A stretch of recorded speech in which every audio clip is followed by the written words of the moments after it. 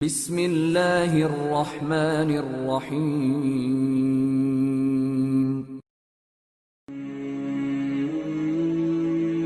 حدیث نبوی صلی اللہ علیہ وآلہ وسلم۔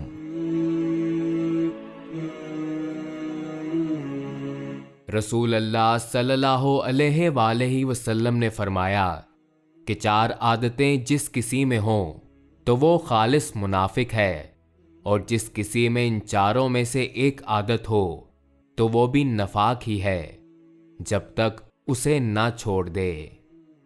وہ یہ ہیں کہ جب اسے امین بنایا جائے تو امانت میں خیانت کرے، اور بات کرتے وقت جھوٹ بولے، اور جب کسی سے عہد کرے تو اسے پورا نہ کرے، اور جب کسی سے لڑے تو گالیوں پر اتر آئے۔ صحیح بخاری حدیث نمبر 34۔